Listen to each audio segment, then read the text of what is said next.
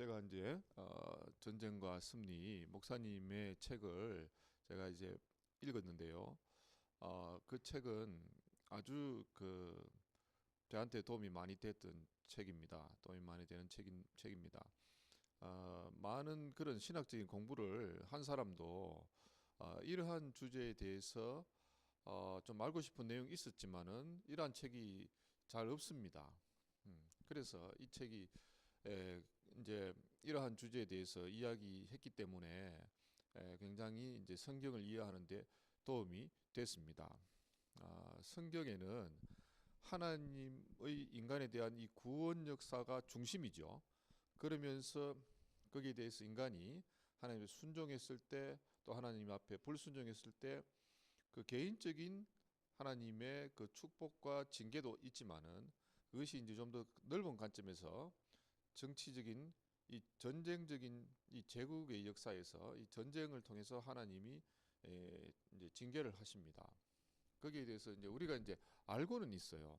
알고 있고 그런 것들을 우리가 많이 봅니다. 근데 성경에 보면은 이제 이, 이 구원에 관한 구절들이 우리가 이제 구원을 중심 구원사가 성경의 중심입니다. 이 구속사라고도 하는 구원사 이제 하나님 천지를 창조하시는데 아담과 하와를 두었는데 아담과 하와가 하나님이 금하신 그 선악과를 먹었을 때 이제 그 죄를 범했을 때 이제 죽음이 이 땅에 들어오고 그리고 그렇지만 하나님께서는 이제 그 예수님을 통해서 우리의 죄를 씻을 수 있는 그런 길을 여셨지요. 그런 구원사 중심으로 이제 그 구절들이 한 3분의 1 정도 될 겁니다. 그리고 거기에 대해서 인간이 이제 하나님께 믿음으로 나아가서 순종한 거. 그리고 인간이 또 불순종하면 하나님께 불순종하고 불신앙하고 하나님 믿지 않고 불순종했던 그런 내용들이 또 인간의 반응이죠. 그게 또 한 3분의 1 정도 되고 또 믿고 순종했을 때 하나님 앞에 복을 받은 영적인 물질적인 복을 받은 기록이 또 한 3분의 1 되고 복을 받은 기록과 하나님에 의해서 이제 그 불순종해서 불신앙하고 불순종해서 하나님께 징계받은 기록 그것이 이제 한 3분의 1 정도 되는데 어, 이 굉장한 양이죠. 3분의 1 정도 되는 성경에서 하나님의 어, 하나님으로부터 복을 받는 그런 내용과 하나님 불순종 불신앙에서 징계를 받는 내용이 상당한 분량을 차지하고 있습니다. 그런데 거기에 대해서 우리가 읽어도 뭐 이스라엘이 죄를 범해서 하나님의 징계를 받았구나. 어?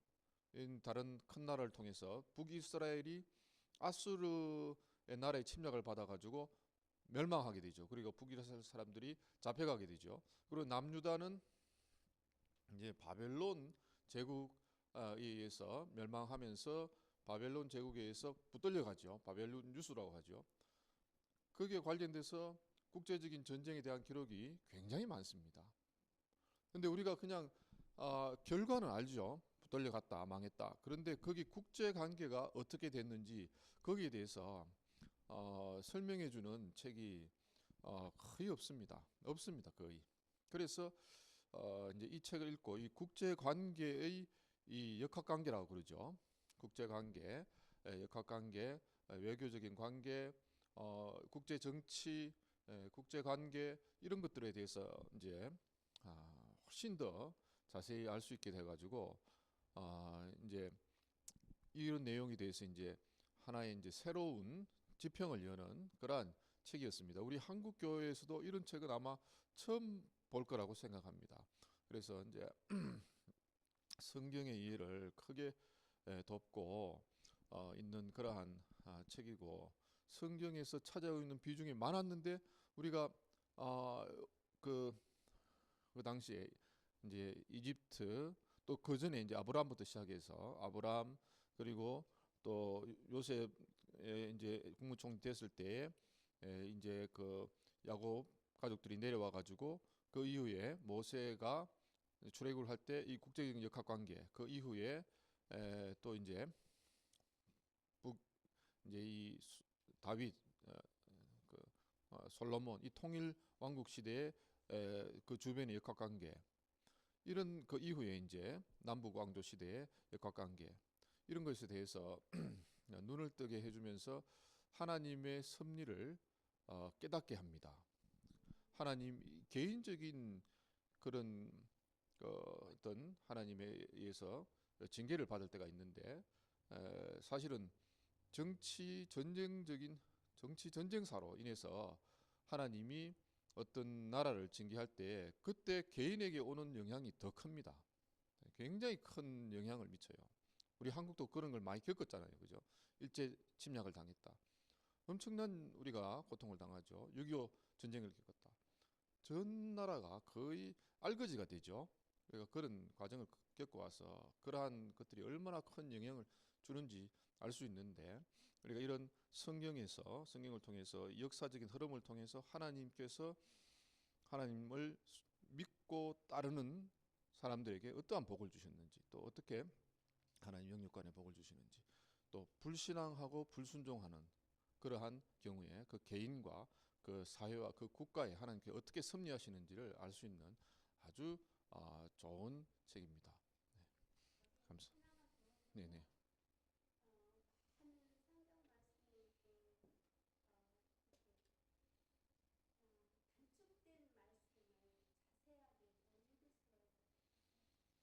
그렇죠. 우리는 이제 또 이 군사학을 공부를, 저도 뭐 군대를 해군의 장교로 갔다 왔지만은 이렇게 상세하게 잘 모릅니다. 상세하게 잘 몰라서 거기에 대해서 표로 설명을 해주시니까 이게 이제 머릿속에 쏙쏙 들어오고, 네, 쏙쏙 들어옵니다. 네, 네, 네, 그런 걸 통해서 하나님의 섭리를 깨닫고 이 성경을 보는 눈이 더 열려서 이 역사와 문명과 이 제국과 이 인류의 이 전체를 이끌어 가시는 하나님의 섭리를 이제 이해하시고 은혜 받으시면 참 큰 은혜가 될 줄로 믿습니다. 네, 감사합니다.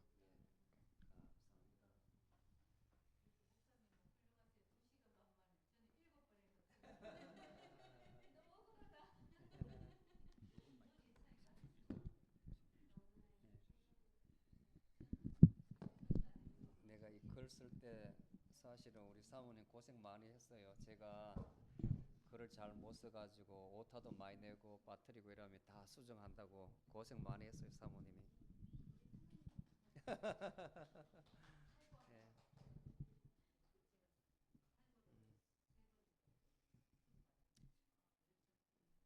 자, 그러면 우리 지난 시간에 듣지 못한 분들을 위해서 거꾸로 돌아가야 되겠네요. 안 돌아가지네? 뒤에 거꾸로 한번 가볼래? 해볼까요? 안 되네.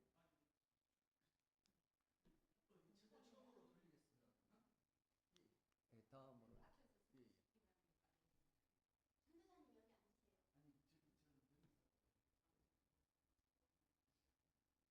죄송합니다. 좀 산만해서. 저기하고, 오케이. 오케이. 저거는 따로 돌아가고, 따로. 오케이.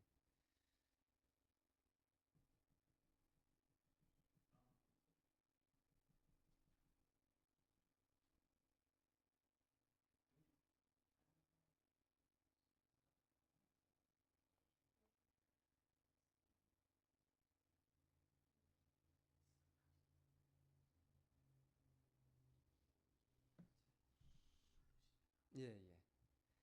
그, 제가 설교 시간에 소개했던 그 보빗 박사님은 UT 어스틴의 이제 헌법학 교수라 그랬잖아요. 그분은 전쟁을 헌법적 가치에서 어, 살펴보고 연구를 해서 그 책을 A Shield of the Achilles라는 책을 만들었더라고요. 저는 전쟁의 관점에서 하나님의 섭리를 보는 것이고, 그분은 법적인 측면에서 전쟁을 본 것이고, 저는 전쟁에서 하나님을 섭리를 본 것이고, 그러니까 같은 사건이 일어나도 보는 관점에서 많이 틀리다는 생각을 가졌습니다. 자, 그게 바로 이게 역사관이에요. 역사관. 이 본다는 이 개념이 굉장히 중요한 거예요.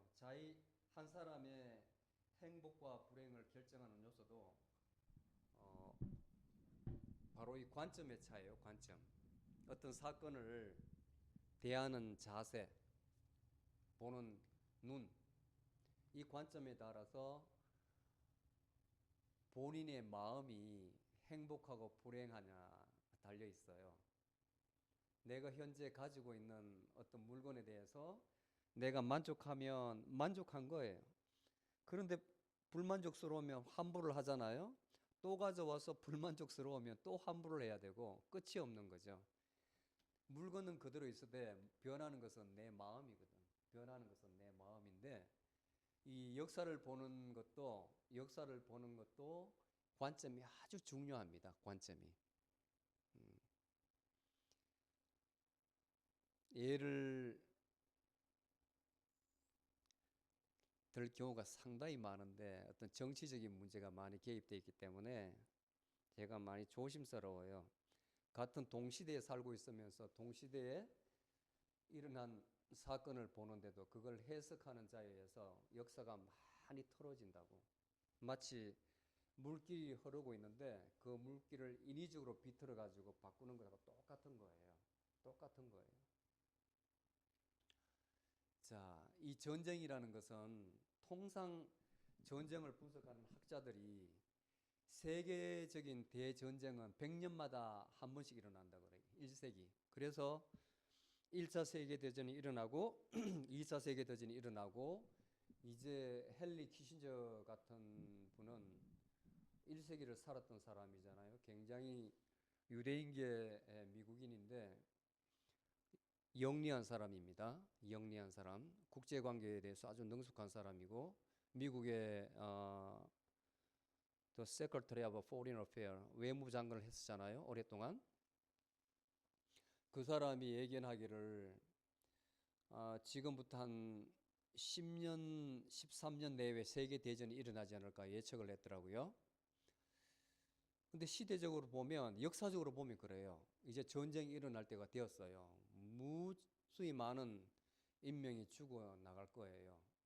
전쟁에는 어떤 양심도 없고 생명도 없고 인권도 없습니다. 전쟁은 전쟁이니까. 왜냐하면 전쟁을 통해서 한 나라가 쓰러지기도 하고 한 나라가 일어서기도 합니다. 미국도 이렇게 단시간 내에 선진 국가가 된 것은 2차 세계대전을 통해서 일어선 거예요. 사실은 그 전쟁이 없었다면 1929년도에 대공황에 빠져서 미국도 일어나지를 못했을 거예요. 그런데 독일과 그다음에 구축국과 유럽 국가 사이에서 전쟁이 일어나는 통에 막판에 거기 개입해가지고 엄청나게 군수 물자를 많이 팔아서 미국이 이렇게 부자가 되었거든요. 단기간에. 그 다음에 일본 같은 경우도 굉장히 잘 나가던 유럽 문명을 우리나라보다는 네덜란드로부터 유럽 문명을 빨리 받아들여가지고 그 다음에 메이지 유신에 성공함으로써 개화가 돼서 아시아 국가에서는 제일 잘 살았어요. 강대국이었어요. 군사적으로도 아주 강대국이었어요. 자체적으로 연합국 없이 독자적으로 세계대전을 일으킬 수 있는 나라였거든요. 그 당시 기술력으로 항공모함을 가지고 있었으니까. 항공모함은 우리나라가 지금 경제 11, 12국이 선진국이라 하는데도 그 항공모함을 독자적으로 한 대 줘도 운영을 못해요. 항공모함은. 그런데 그런 것을 1940년도에 일본에 이미 개발해가지고 하와이를 침공하고 미국을 상대로 전쟁을 일으켰습니다. 전쟁을. 대단한 나라죠. 그런데 원폭을 맞고 거의 나라가 소멸 직전까지 갔다가 다운됐다가 저렇게 단시간 내에 일어선 것도 우리나라에서 6.25가 일어났기 때문에 일본이 선진국이 된 거예요. 왜냐하면 미국이 일체 한국에 시찰을 와가지고, 왜냐하면 식량을 조달해야 되는데 농부들이 밭에 사람 똥을 주는 거 보고 기겁을 해가지고 한국 물과 한국 음식은 절대로 먹지 말라 그랬다고. 그래서 그것을 어디서 조달했느냐? 모든 군수 물자를 일본을 통해서 조달을 받았어요. 일본을 통해서. 엄청나게 특수를 누려가지고 일본이 회복을 한 겁니다. 우리나라도 6.25 전쟁 끝나고 거의 죽었었잖아요. 폐허가 됐잖아요. 그런데 이제 물론 70년대 후반에 조국 근대화 기수라 해서 산업화 역군들이 많은 수고를 해서 우리나라가 지금 잘 살게 되었지만 실제로 그 전에 지도자가 아주 현명한 판단을 해서 역사를 읽은 거예요. 역사를. 베트남이 전쟁이 일어난 겁니다. 60년대 후반부터 74년도, 5년도에 이제 파리 조약에서 전쟁이 이제 끝났는데 우리나라가 그때에 비둘기 부대와 청룡 부대를 파견하면서 미국에 딜을 한 거예요. 딜을. 군대를 보내는 대신에 월남전에 투입됐던 그 장비를 우리나라에 다 주는 조건으로. 그래서 전쟁이 끝나고 나서 그 물건을 받기 위해서 지금도 부산에 가면 조병창이 있거든요. 조병창. 지금은 군수사가 다 대전으로 올라왔는데 부산에 군수사가 있는 이유가 월남에서 배를 타고 그 물건을 다 싣고 오기 위해서 그 부대가 창설되었는데 트럭이라든지 그 다음에 이런 소총이라든지 그때의 M1 소총이라고 우리나라 이 청년들 키에는 과분할 정도로 아주 무겁고 긴 그런 총을 미국인들이 알맞은 그 총을 무기 장비를 다 받은 거예요. 모든 무기 체계를. 제가 84년도에 임관회가 전방에 가니까 그때 받은 장비를 뜯지도 않고 그 상태로 있더라고. 거의 한 몇십 년 됐습니까? 75년도 잡아도 25년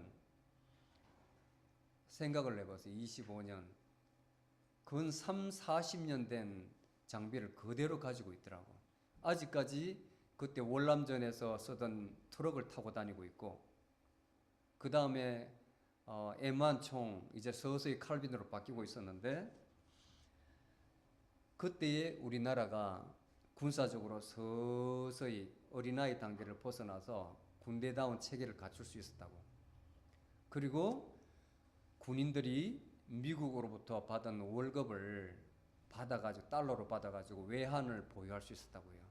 우리나라도 겨우 이제는 조금 달러를 가지고 있고 그 돈으로 울산이나 포항이나 투자를 할 수 있었고 더군다나 그 조건으로 차관을 받아가지고 중화학 분야를 육성할 수가 있었어요. 그만큼 한 나라에 있어서 이 전쟁이라는 것은 굉장히 중요해요. 전쟁이라는 것은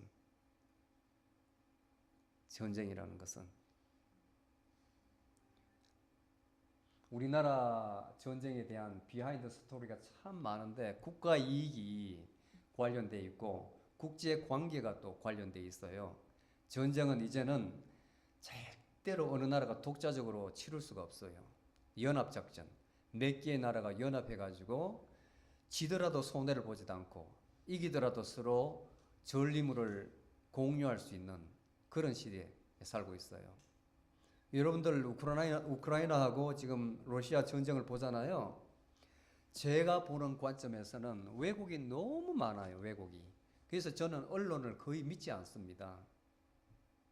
모든 언론이 보면 사실을 보도하지 않아요. 여러분들 좀 정신을 바짝 차리고 그렇게 봐보세요. 저게 맞는 뉴스인가? 뉴스를 보면 러시아가 일방적으로 다 당하는 것 같거든요. 서방 EU에서 또 네이토에서 지원해줘가지고 우크라이나가 모든 걸 다 이기는 걸로 돼 있다고. 그 다음에 G7 정상들이 모여가지고 전폭적으로 지원해줘서 이제는 반전될 것이다. 늘 우크라이나 편에서 보도를 하고 이쪽 편에서 보도를 하니까 사실이 아니에요. 전장을 보면 서부 전선, 이 동부 전선은 이미 러시아 쪽에 다 넘어가 있다고. 우크라이나에서 땅을 엄청 많이 뺏겨 있다고. 땅을 많이 점령당해가 뺏겨 있는데 어떻게 이기나요? 진전쟁이죠. 이 상태에서 협상을 하면 우크라이나는 거의 5분의 2의 땅을 잃어버리는데 우크라이나가 소련 다음으로 유럽에서 큰 나라거든요. 인구는 약 4,300밖에 안 되지만, 근데 거기에는 엄청난 부존 자원이 있어요. 농업이 또 잘 돼요. 농업이. 근데 그 나라에 왜 전쟁이 일어나는가 본질적인 면을 들어가지 않고 해석을 하지 않고 그냥 피상적인 것만 보고 거짓 보도를 하고 있는 거예요. 거짓 보도를. 러시아가 월등히 강한데 당연히 러시아가 지금 이기고 있는 거죠. 이기고. 그런데 악의적인 보도를 계속 하는 겁니다. 사실이 아닌 보도를 하는 거죠. 아닌 보도를. 제가 볼 때는 이 상태로 가면 정말 언론에 의해서도 모든 게 왜곡돼 가지고 진짜 전쟁이 일어나겠다는 생각이 들어요. 중국과 미국 그렇게 맞붙으면 정말 세계 대전이죠, 대전. 중국도 14억 인구인데 14억 아주 만만찮아요. 그 다음에 중국만 보는 게 아니라 미 본토에 있는 중국인을 봐야 된다고. 전 세계에 흩어져 있는 화교를 봐야 된다고. 큰 틀에서 봐야 되거든요. 그런데 아주 부분적인 정말 사람들의 관심을 자극할 분야만 건드려 가지고 보도를 하는 그것은 너무나 국제 정세를 잘못 판단하는 거예요. 그리고 우크라이나는 반드시 지금 지도자가 너무 제가 볼 때는 그 젤렌스키라는 대통령이 아주 무능해요. 오판을 하고 있는 것 같다고. 지금 뭔가 들떠있는 사람 같아요. 전통적으로 서방을 지지하는 나라와 그 다음에 러시아를 지지하는 그 나라로 딱 쪼개져 있어. 그 나라가 원래가.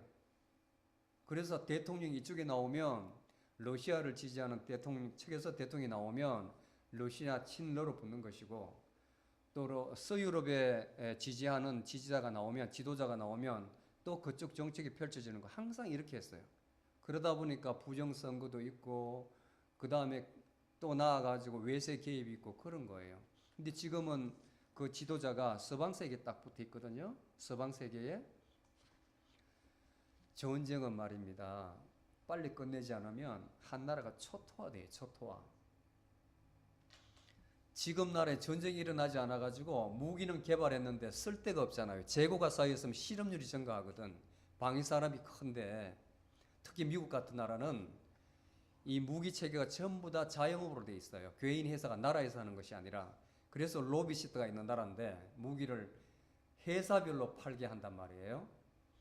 그런데 이 회사가 아주 로비하는 데 뛰어납니다. 국가 상대로 로비를 한다. 국가 상대로. 그 비행기를 팔기 위해서. 미국에도 거기에 조직적으로 정부에서 개입을 해주거든요.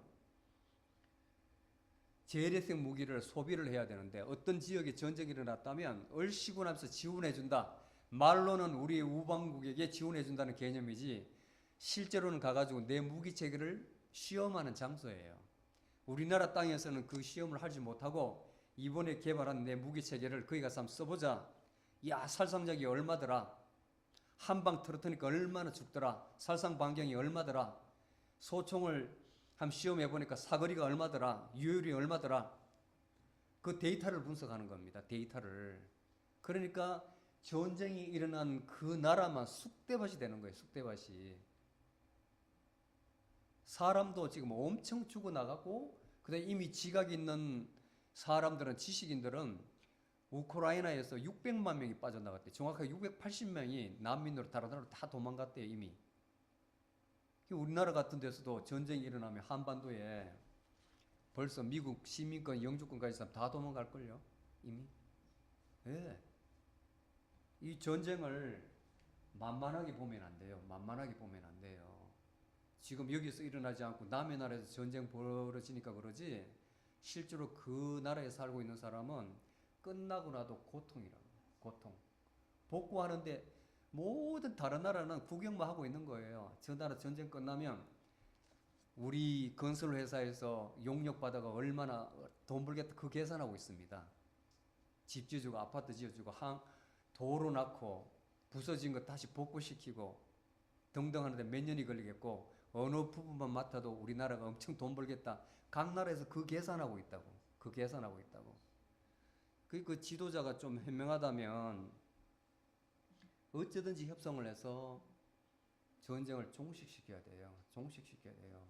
남의 나라 외세에 의지해가지고 전쟁을 지속시키잖아요. 한계가 있습니다. 한계. 미국 내에서도 반전운동 일어나 버리잖아요. 그러면 못해요. 지도 표 때문에. 그게 민주주의의 약점이거든.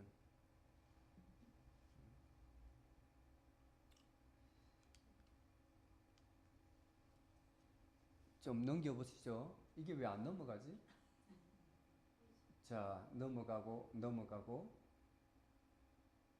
자, 여기서 이 데이비드 베딩턴이라는 사람이 기독교 역사학자로서 아주 유명해요. 원래 영국의 케임브리지대 출신인데 기독교인의 눈으로 본 역사예요. 역사의 패턴인데 이 사람이 지금은 저 베일러 대학의 교수로 초빙되어 왔어요. 베일러 대학에서 가르치거든요. 여기 주목할 것은 기독교 역사관을 보세요. 선형적이다. 이게 뭔 말이냐면 역사의 시작이 있고 멸망이 있다는 거예요. 멸망. 계시록에 마지막에 우리가 심판을 받고 나서 새 하늘과 새 땅이 온다 그러죠. 우리 역사는 하나님께서 지으실 때가 바로 시작입니다. 끝이 있다고 보는 거. 언젠가는 이 나라는 다 없어지고 예수 그리스도가 지배하는 새 나라와 새 땅이 온다는 겁니다. 그게 바로 기독교적 역사관이에요. 근데 이 순환사관은 뱅뱅 돈다는 겁니다. 여러분들 왜 여자분들 옷 입을 때 유행은 돌고 돈다 그러잖아요. 옛날에 통바지가 유행했다가 지금 쫄바지가 유행했다가 나중에 통바지가 유행할 때가 온다. 돌고 돈다잖아요. 이것을 circulation, 순환사관이라고 그래요. 많은 사람들이 이게 이제 그리스 로마 사관인데 이것을 믿고 있는 거예요. 동양에도 이렇게 이제 믿고 있어요. 근데 우리는 직선사관, linear. 알파요, 오메가. 시작 있고 끝이 있다. 다음.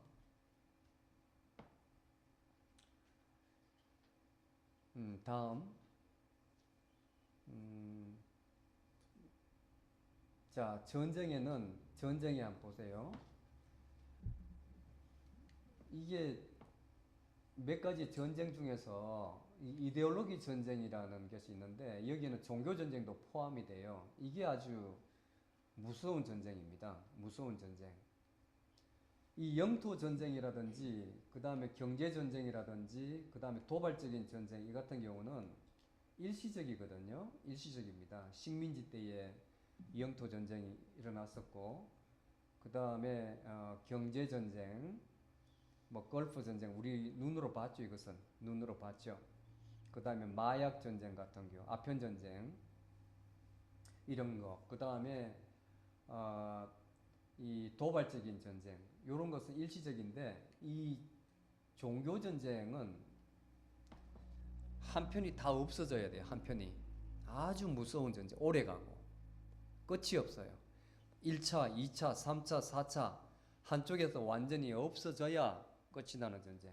그래서 십자군 전쟁도 크루세이더 같은 경우는 7차까지 있었잖아요. 7차까지 아주 끈질기게 250년간 전쟁이 있었다고. 그 나중에는 그 전쟁이 뭐 때문에 하는지 몰라요. 너무 오랫동안 처음에 일으킨 사람이 죽어버렸으니까 2세대, 3세대 지나서 전쟁이 왜 하는지를 모르는 거예요. 그 다음에 이제 우리 한국 전쟁 같은 경우도 이데올로기 전쟁이죠. 공산주의와 자본주의 민주국가 간의 월남 전쟁도 마찬가지고. 자, 다음. 자, 이 전쟁 개념이 이제 just war라는 개념이 있거든요. 그 다음에 holy war라는 개념이 있는데 우리말로 하면 공정한 전쟁. 자, 10계명에 6번째에 살인하지 말라 되어 있지 않습니까? 살인하지 말라. 그러면 하나님께서 명령을 하셨는데 전쟁이 일어나면 사람을 죽여야 돼요? 살려야 돼요? 전쟁이 일어나면 예주? 사람을 죽여야 돼? 이뻐해줘야 돼? 적을 사랑해야 돼? 원수를 사랑해야 돼? 네 생각을 이야기해봐. 전쟁이 일어났는데 하나님께서 살인하지 말라 하고 내 원수를 사랑하라 그랬어. 근데 전쟁이 딱 일어났는데 총을 탁 넣고 가서 이렇게 안아주고 그래야 되는가? 해봐, 말해봐, 괜찮아.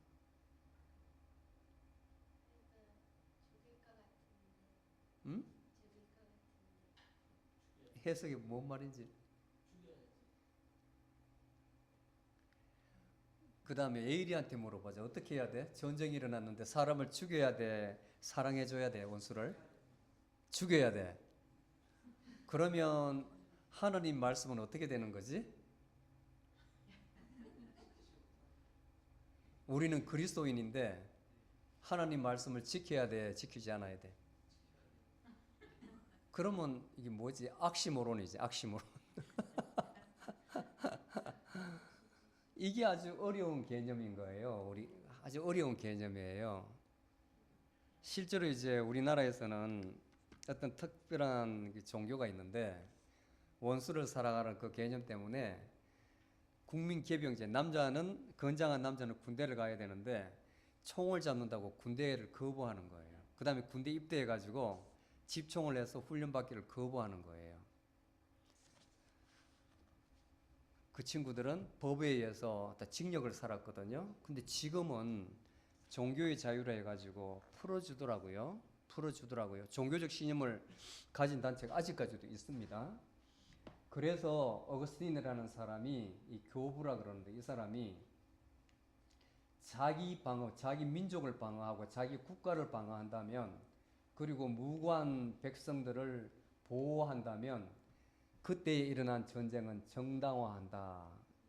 하나님의 도성이라는 책에서 그렇게 기록을 했어요. 당시에 이탈리아가 외부 게르만족의 그 민족 이동 때문에 굉장히 어려움을 겪고 있었는데 약탈, 방화, 살인이 일어나고 있었는데 평화 회복을 위해서는 전쟁이 정당화될 수 있다고 주장을 한 거예요. 이걸 정당화된 전쟁이라고 이야기합니다. 정당화된 전쟁. 그 다음에 중세 때 토마스 어콰이나스도 마찬가지예요. 전쟁은 하되 이 세 가지 조건만 있으면 전쟁을 해도 된다 이렇게 이야기를 했습니다. 그리고 우리 기독교전 입장에서는 성전이라 하거든요. 여기는 just a war 같은 성전인데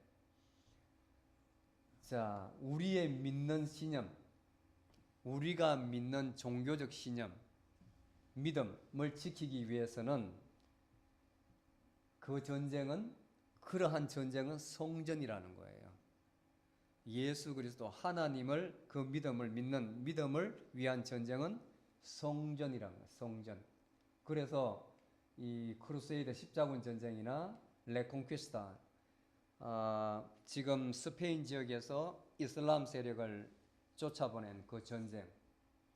그 다음에 지하드 있죠. 지하드. 소비에트 러시아에서 일어난 성전 이런 것을 전쟁을 성전이라고 했어요. 홀리 워. 하나님의 이름으로 하나님을 위한 전쟁이다. 성전이라 이야기해요. 조금 틀리죠. 다음. 자, 조금 전에 우리 조 목사님께서 설명을 잘 하셨는데 이러한 것 때문에 구약을 이해하기가 상당히 어려워요. 이 신화적인 요소, 불가이한 요소, 그 다음에 이 건동학이라는 게 뭐냐면 Near East History라 그런 Near East 건동. 우리 한국은 뭐라 그래요? 한국은 예? Far East라 그래요. Far East.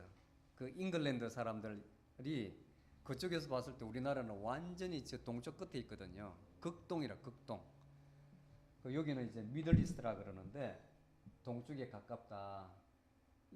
여기가 문명의 발상지이기 때문에 상당히 이해하기가 어렵습니다.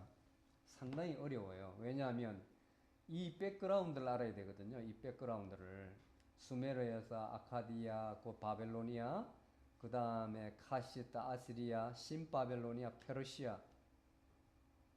그 다음에 지금은 이란, 이라크죠. 이 지역이 이란, 이라크. 그 다음에 터키에 있는 히타이트, 아시리아. 예, 히타이트. 그 다음에 이집트 문명. 그 다음에 이스라엘이 부흥하는 팔레스타인 지역의 질서. 이런 각 당시에 각 문명의 시작, 그 다음에 그 흐름을 이해를 해야만 구약에 있는 왕들과 그 왕들이 왜 이스라엘을 괴롭혔는가를 알 수가 있어요. 그냥 이스라엘 사이에 각 유다 왕들과 이스라엘 왕들은 막 전쟁이 아니라 큰 시각으로 보면, 큰 틀에서 보면 그때 이러한 나라들이 실제로 이스라엘을 침공할 수밖에 없었던 거예요. 없었던 거예요. 근데 신적 관념으로 보니까 하나님의 아버지께서 그 당시 이스라엘 백성들이 어떠한 상태에 있었길래 그는 이방 민족들로 하여금 그때의 이스라엘 백성들을 괴롭게 하였느냐, 그것을 교훈을 주시는 거죠. 그렇게 풀어나가는 거죠. 이해가 돼요? 다음. 끝나버렸나? 예주. 아닌데. 저기 봐봐, 저기 아빠 봐. 자, 여기 보면 예주가 하여튼 넘겨주는데 해야 되겠어요. 자, 제가 이 책을 쓰는데 목표가 뭐냐면, 첫 번째는 섭리의 관점에서 해석을 해보고 성경을, 그 다음에 그 가운데에 우리에게 주시는 계시된 하나님의 뜻이 무엇인가 살펴보는 거예요. 그래서 주로 사무엘 상하, 열왕기사, 역대상하, 그 다음에 이사야서, 예레미야서, 선지서들이 전체적으로 다 망라가 됩니다. 망라가 많이 엮여 있어요.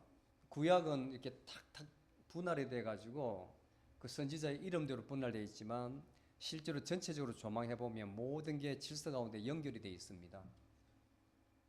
그래서 전쟁은 인간의 죄에 대하여 하나님께서 사용하시는 강력한 징계 수단이다. 고난, 오늘 설교 중에는 고난 거의 같은 의미죠. 같은 의미. 예. 인간이 만든 재해. 그리고 성경에 보면 왜 이것을 인간의 죄라 그러냐면, 인간의 죄. 자, 보세요. 우리 마음에서 하나님이 떠나면 성경에서는 그걸 더러움이라고 표현했어요. 예레미야서 2장 13절에 보면 이것을 더러움으로 표현했어요. 우리 마음 속에 하나님을 사랑하는 마음, 하나님을 경외하는 마음이 없으면 그것이 바로 더러움이다. 순결하지 못하다. 그 다음에 인간의 마음에 하나님의 경외하는 마음이 비어있는 상태, 이것을 불의, 하나님을 버리면 더러움, 그 다음 경외하는 마음이 없는 상태는 불의, 그거는 19절에 나와요. 이게 바로 인간의 죄예요. 그렇다면 어김없이 하나님께서는 다양한 방법을 통해서, 특히 전쟁을 통해서 이스라엘 백성들을 징계를 하십니다. 자, 역사의 주관자로서의 하나님이심을 증거를 합니다. 이스라엘 백성 뒤에, 오늘날 이 교회 뒤에 하나님께서 살아계시고 계심을 증거하는 거예요. 증거하는 거예요. 전쟁을 통해서. 자, 다음. 자, 이것은 이제 제가 던진 질문이고요. 전쟁에 개입하시는 하나님은 과연 사랑의 하나님이신가? 사랑의 하나님이신가? 하나님의 이름으로 치른 모든 전쟁은 과연 정당화될 수 있는가? 제가 글을 쓰면서 끊임없이 질문을 던지면서 글을 쓰는 거예요. 하나님은 공의의 하나님이신가? 하나님은 사랑의 하나님이신가? 다음. 자, 오늘은 여기까지 해야 되겠네요. 지금 2분, 3분에게 맞춰드린다고. 예, 괜찮아요. 자, 여기가 어디냐면 메디터레니언 시인데 지중해입니다. 지중해. 그리고 지금 여기가 요 뒤에 가면 이탈리아가 되겠죠. 이탈리아. 로마, 이탈리아, 시칠리아 섬 되겠고, 지금 이스라엘은 여기 있겠고, 현재 개념으로 보세요. 그 다음에 아마 이란, 이라크가 여기 있을 거예요. 이란, 이라크. 그 다음에 사우디아라비아가 있을 것이고, 여기는 이집트가 있을 것이고, 여기는 터키. 현재 구도예요. 자, 지금부터 한 4,000년 전입니다. 4,000년 전. 4,000년 전에 노아의 아들 야벳, 그 다음에 셈, 함이 분산되어 가지고 독자적인 민족을 구성했는데, 터키가 아나톨리아 지역이었어요. 여기. 근데 여기에 웬일인지 철기 문화가 빨리 개발이 되었습니다. 여기가 청동기 문화였는데, 또 농경 지역이었고 청동기 문화였는데, 여기는 쇠를 사용했으니까 활을 만들어도 관통하는 능력이 훨씬 뛰어나죠. 살상률이. 사람을 죽이고 전쟁에서 탁월한 능력을 발휘하겠죠. 그 다음에 병거를 만들어 가지고 말에 달아 가지고 이 바퀴가 나무로 만들어 돌아가는 것하고 쇠를 도입하는 거 틀리잖아요. 강도가. 속도가 굉장히 빠른 거예요. 속도가. 그래서 방패를 만들고 창을 들고 병거를 타고 달리면서 전쟁을 하니까 그냥 쉽게 이 주민족을 다 점령할 수 있는 거예요. 그래서 굉장히 강한 민족이었습니다.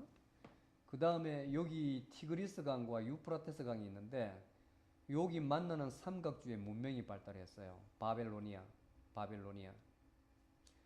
그래서 아브라함이 살았던 데가 갈대아우르가 여기입니다. 갈대아를 바벨로니아라 그랬거든요. 옛 이름이. 그 다음에 이집트는 여기 있어요. 나일강이 여기 있는 삼각주가 보이죠? 이렇게. 여기서 나일강이 이렇게 흘러가지고 여기에 모래가 많이 쌓여서 굉장히 비옥한 땅이었어요. 여기가. 문명이 발달한 거예요. 나일강 문명, 유프라테스 티그리스 문명, 요걸 갖다 메소포타미아 문명이라 해요. 그 다음에 주목할 것은 레반트 지역입니다. 레반트 지역. 여기 LEVANT 있죠? 요 지역을 다 레반트 지역이라 해요. 레반트 지역. 그 다음에 무역이 어떻게 형성이 되냐면, 바다에서 여기 있는 물건을 실어가지고 바다로 건너와가지고 내륙으로 들려보내고, 여기 있는 물건들이 건너와가지고 여기서 또 안으로 들어가고, 그 다음 바다에서 물고기 잡으면 안으로 들어가고, 여기가 해상무역이 굉장히 발달했어요. 시돈과 두로라 그러죠. 페니키아 지역. 그러다 보니까 상인들이 돈을 받고 돈을 주고 뭐가 이렇게 셈을 해야 되잖아요. 물건을 팔면 돈을 받아야 되고 또 물물 교환을 해야 되니까, 여기서 숫자가 발견되고, 그 다음에 아라비아 그 문자가 처음으로 나온 거예요. 기록을 해야 되니까. 하여튼 사람을 고려가지고 짝대기를 하나, 둘, 셋, 넷, 그 다음에 이렇게 해가지고 오로 하고, 하여튼 나름대로 상인들이 서로 알아볼 수 있는 문자를 개발했다고. 여기서 물물 교환으로 인해서. 상당히 부자였다. 요 지역이 부자였다. 레바논이 있고 시리아가 있고 이스라엘이 있고 요르단, 요 지역을 다 뭉쳐서 레반트 지역이라 한다. 이해 가시죠? 요게 약 지금부터 4,000년 전에 문명이 요렇게 발전을 했다 하는 겁니다. 다음. 자, 이제 창세기 14장에 보면 전쟁 이야기가 나와요. 전쟁 이야기. 그게 한 1800년 전에 일어난 전쟁인데 역사적 고정이 되는 겁니다.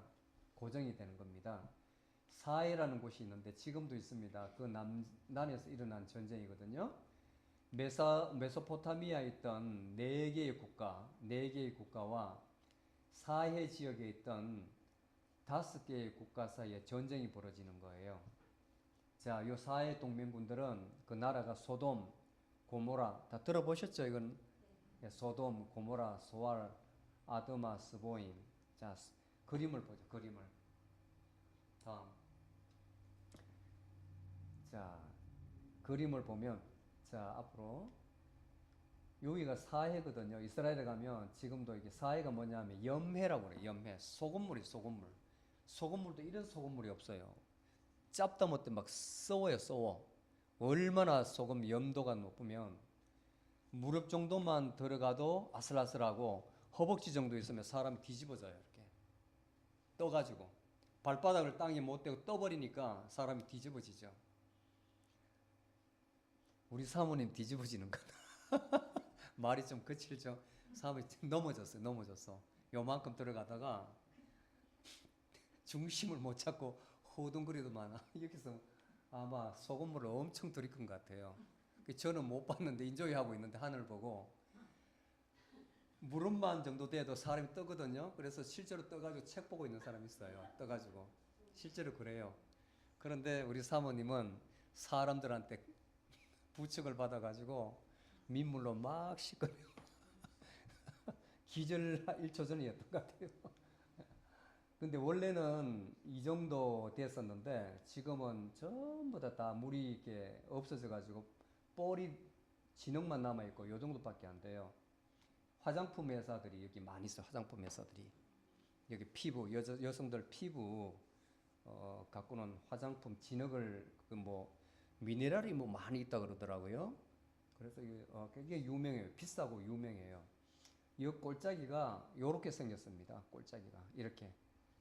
이런 물 흐르고 나무가 많은 그런 또 새소리가 나는 그런 꼴짜기가 아니고 성경에서 이스라엘 지역에는 꼴짜기랍니다. 이렇게 보면 돼요. 성경에 꼴짜기는 이렇게 보면 돼요. 전쟁하기 참 좋잖아요.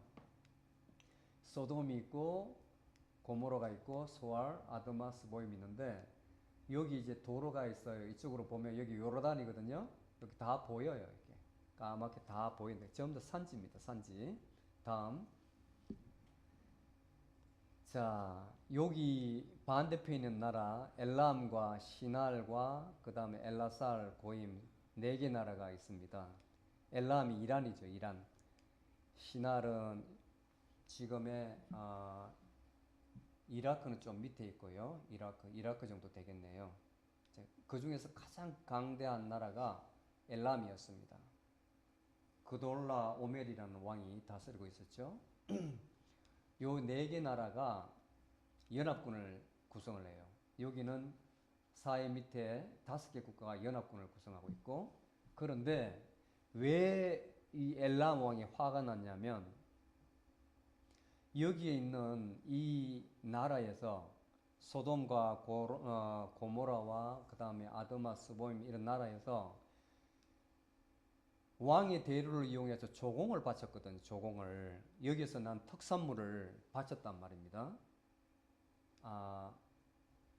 여기죠, 여기. 여기서 나는 지중해에서 나는 그 다음에 여기는 젖과 꿀이 흐르는 땅이라듯이 과일이 그렇게 맛있어요. 과일이. 이 팔레스타인 지역에. 과일이 그렇게 달 수가 없어요. 지금도 마찬가지. 그래서 여기서는 맛보지 못한 그것을 여기에서 가공을 해가지고 말려서 이 왕의 대로를 타고 계속 조공을 바쳤는데 어느 날 조공을 탁 끊어버린 거예요. 그래서 화가 나서 1년을 전쟁을 준비를 해가지고 1년을 전쟁 준비해가지고 이렇게 이 나라 동맹국을 형성해서 이 나라를 공격하는 겁니다. 그게 창세기 14장에 나오는 거예요. 다음. 자, 여기까지만 하고 끝낼게요, 오늘. 자, 이 거리가 보세요. 1150km. 그 다음에 여기에서 팔레스타인 지역 들어와가지고 시틴 골짜기까지 오는 노정을 성경대로 그려보니까 요게 한 450에서 500km 정도 되거든요. 거의 한 1600km를 걸어가지고, 당시에는 운송수단이 없지 않습니까? 우마차 외에는 기차도 없고 항공기도 없고. 그런데 걸어가지고 이 대국이 이 많은 군사들이 걸어가지고 이쪽으로 공격한다는 거 생각해 보세요. 엄청나죠? 엄청나죠? 그 거리가 보통 거리 아닙니다. 여러분들 생상이 안 되면 우리나라 서울에서 부산까지가 키로로 해가 여기는 마일을 썼는데 키로로 해가지고 430km예요. 430km 서울에서 부산까지. 여러분들 걸어서 왔다 갔다 하면 860km잖아요. 그걸 걸어서 갔다가 서울 갔다가 다시 부산으로 와서 또 다시 서울 갔다가 또 부산으로 간다고 두 번을 왕복한다고 생각해 봐요. 먼 거리죠? 먼 거리죠. 그것도 무장을 해가지고 여러분들 그냥 걸어가라 해도 엄살이 많은 분은 다리 아파서 못 걷겠다 하는데 무장을 해서 전쟁하러 창을 들고 방패를 들고 간다고 생각해 봐요. 저는 이런 것을 이제 상상을 하면서 이제 글을 쓰는 거예요. 상상을 하면서. 그러면 이 노정상에 있는 잘 때마다 그러면 하루에 8시간에서 10시간을 행군을 하고 수경제를 편성해서 자야 된단 말입니다. 그럼 먹어야 되잖아요. 물도 마셔야 되잖아요. 야영하는 데마다 그 지역이 어떻게 되겠느냐 상상을 해봐요. 상상을. 우리나라에서 이 특수부대, 공수부대가 1000km 행군을 해요. 1000km 행군. 일반 보병은 이제 100km 행군을 해마다 하게 되어 있는데 의무 규정에 1000km 행군, 천리 행군이에요. 천리 행군. 죄송합니다. 1000km가 아니고 천리 행군. 그러면 백리가 4km니까 400km 행군을 하거든요. 400km. 그러면 그 행군 가운데에 간부들이 엄청나게 통제를 해요. 통제를. 왜 통제를 하느냐? 그 친구들이 가는 데는 민가가 없는 대로 골라 가지고 이동을 하는데도 불구하고 잠을 안 자고 계속 천리 행군을 하고 사고가 난단 말이에요. 사고가. 민가가 있다면 털어버린다고. 배고픔을 못 참아가지고 그냥 가가지고 닭 잡는 거 쉬워요. 그냥 닭의 목을 탁 가져와가지고 털 뽑아서 그냥 먹어버린다고. 어떤 놈은 소 키우는 데가 속꼬리 잘라가 속꼬리 곰탕 해 먹고 있다고요. 실제로. 그리고 여자만 지나가면 난리 나는 거죠. 엄청 큰 사고가 나거든. 근데 그게 심심찮게 속보로 보고가 된다고. 그렇게 통제를 하는데도 팀원이 8명인데도 통제가 안 되거든. 통제가. 그런데 이 많은 수만에서 수십 명 이 병력 규모는 나오지 않는데 4개 국가의 군인들이 왕들이 직접 인솔해가 가는데 얼마나 많겠어요. 그러면 자는데 수경제가 어떻게 되겠습니까? 가는 데마다.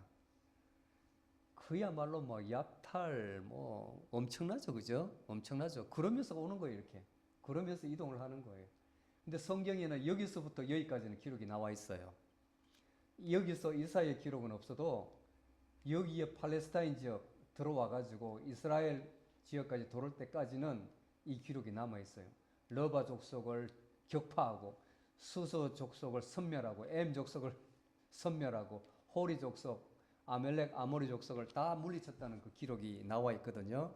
그러면 단순히 물리친 게 아니고 이 지역은 초토화가 됐다는 거예요. 초토화가. 예. 그러면서 끌고 군을 여기까지 이동시킨 겁니다.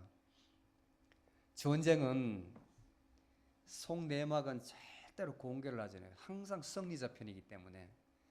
진척의 역사 같으면 그런 것이 쟤들이 침입해가지고 어떻게 했고요 딱 기술을 하지만 전쟁은 항상 승리한 자에서 기록되기 때문에 그런 비열한 부분은 다 빠져 있단 말이에요. 다 빠져 있어요. 오로지 전쟁이 끝나고 나서 전리품만 나누어 가지거든. 실제로 1990년도에 걸프 전쟁이 일어났을 때 그 비하인드 스토리가 엄청 많아요. 그게 나중에 이제 저희들은 군에 있었기 때문에 그때 전장 군기가 어떻게 다 나오거든요. 어떻게 미군이 도와주러 가서 그 나라에 했는지가 다 나와요. 그다음 미국에서도 분석해서 다 가지고 있어요. 왜냐하면 다음 전쟁 때 그것을 방지를 해야 되기 때문에 이라크 군뿐만 아니라 도와주러 갔던 원군도 똑같이 만행을 저지르거든. 그 나라에 들어가서. 전쟁은 아주 위험한 거예요. 위험한 거예요. 멀리 볼 거 뭐 있습니까? 우리나라에서도 도와주러 왔던 미군이 어떻게 했습니까? 얼마나 그 기지층도 많고 사생아도 많았어요. 그런 거예요. 그런 거예요. 전쟁이라는 것이. 자, 여기서 일어난 전쟁은 다음 시간에 간단히 이야기하고 그 다음으로 넘어갈게요. 네. 재밌어요? 아, 참. 시간이 많이 지났습니다. 네, 기도하시겠습니다. 주님,